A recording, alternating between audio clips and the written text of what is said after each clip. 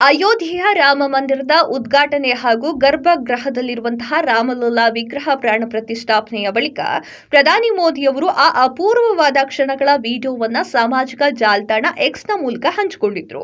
ಈ ವಿಡಿಯೋವನ್ನ ಭಾರತದಲ್ಲಿ ಇರುವ ದಕ್ಷಿಣ ಕೊರಿಯಾ ರಾಯಭಾರಿಗೆ ಟ್ಯಾಗ್ ಅನ್ನ ಮಾಡಿ ತಮ್ಮ ಅಭಿಪ್ರಾಯವನ್ನ ಹಂಚಿಕೊಂಡಿದ್ರು.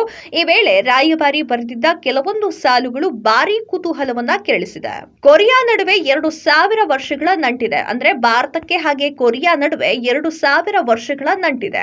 ಹೌದು, ಕೊರಿಯಾ ಇತಿಹಾಸದಲ್ಲಿ ಭಾರತದ ಬಗ್ಗೆ ಪ್ರಸ್ತಾಪವನ್ನ ಮಾಡಲಾಗಿದೆ.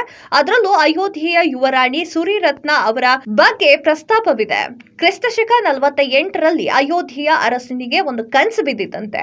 ನಿನ್ನ 16 ವರ್ಷದ ವಯಸ್ಸಿನ ಮಗಳನ್ನ ದಕ್ಷಿಣ ಕೊರಿಯಾ ದೇಶದಲ್ಲಿ ಇರುವಂತಹ ರಾಜ ಕಿಮ್ ಸುರೋ ಜೊತೆ ವಿವಾಹ ಮಾಡಿಕೊಡುವಂತೆ ಭಗವಂತನ ಪ್ರೇರಣೆ ಆಗಿತ್ತಂತೆ. ತನಗೆ ಬಿದ್ದ ಈ ಕನಸಿನ ಪ್ರಕಾರ ದಕ್ಷಿಣ ಕೊರಿಯಾದವರೆಗೂ ಹುಡುಕೊಂಡು ಹೋಗಿ ಅಯೋಧ್ಯೆಯ ಅರಸ ಅಲ್ಲಿನ ರಾಜನ ಜೊತೆ ಅಯೋಧ್ಯೆಯ ಯುವರಾಣಿ ಸುರಿರತ್ನ ಅವರ ವಿವಾಹವನ್ನ ನೆರವೇರಿಸಿದಂತೆ. ಈ ದಂಪತಿಗೆ 10 ಗಂಡು ಮಕ್ಕಳು ಜನಿಸಿದ್ರು. ಈ ದಂಪತಿ 150 ವರ್ಷಗಳ ಕಾಲ ಸುಖವಾಗಿ ಬಾಳಿದ್ರು ಅಂತ ಇತಿಹಾಸ ಹೇಳುತ್ತೆ. ದಕ್ಷಿಣ ಕೊರಿಯಾದ ಅರಸ ಕಿಮ್ ಸುರೋ ಜೊತೆ ವಿವಾಹವಾದ ಬಳಿಕ ಸುರಿರತ್ನ ಅವಳ ಹೆಸರನ್ನ ಹಿಯೋ ಹವಾಂಗ್-ಕೋ ಮರುನಾಮಕರಣವನ್ನ ಮಾಡಲಾಗಿತ್ತು ಅನ್ನುವಂತಹ ವಿಚಾರ ಕೊರಿಯಾ ದೇಶದ ಐತಿಹಾಸಿಕ ದಾಖಲೆಯಲ್ಲಿ ಅಡಕವಾಗಿದೆ. ಇದೀಗ ಅಯೋಧ್ಯೆಯಲ್ಲಿ ರಾಮ ಮಂದಿರ ಪುನರ್ ನಿರ್ಮಾಣ ಆದ ಹಿನ್ನೆಲೆಯಲ್ಲಿ ಎರಡೂ ದೇಶಗಳ ನಡುವೆ ಇರುವಂತಹ ಐತಿಹಾಸಿಕ ಬಾಂಧವ್ಯವನ್ನ ನೆನಪು ಮಾಡಿಕೊಂಡಿರುವಂತಹ ದಕ್ಷಿಣ ಕೊರಿಯಾದ ರಾಯಭಾರಿ ಕಚೇರಿ ಭಾರತೀಯರಿಗೆ, ಪ್ರಧಾನಿ ನರೇಂದ್ರ ಮೋದಿ ಅವರಿಗೆ ಹಾಗೂ ಅಯೋಧ್ಯೆಯ ಜನರಿಗೆ ಶುಭವನ್ನ ಕೋರಿದ್ದಾರೆ.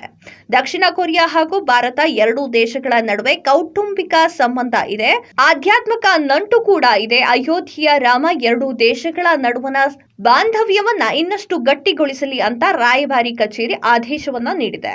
ಅಯೋಧ್ಯೆಯ ಯುವರಾಣಿ ಸುರಿರತ್ನ ಅವರನ್ನ ವಿವಾಹವಾದ ಬಳಿಕ ದಕ್ಷಿಣ ಕೊರಿಯಾದ ಅರಸ ಕಿಮ್ ಸೋರೋ ಅವರ ರಾಜವಂಶ ಹೊಸ ರೀತಿಯಲ್ಲಿ ಬೆಳೀತು ಅಂತ ಅಲ್ಲಿನ ಇತಿಹಾಸ ಹೇಳುತ್ತೆ. ಸುಮಾರು 2000 ವರ್ಷಗಳ ಹಿಂದೆ ಕ್ರಿಸ್ತಶಕ 48ರಲ್ಲಿ ಕಿಮ್ ಸೋರೋ ಹಾಗೂ ಸುರಿರತ್ನ ಅವರ ವಿವಾಹ ನಡೆದ ವೇಳೆ ಸುರಿರತ್ನ ಅವರ ವಯಸ್ಸು 16 ವರ್ಷವಾಗಿತ್ತಂತೆ.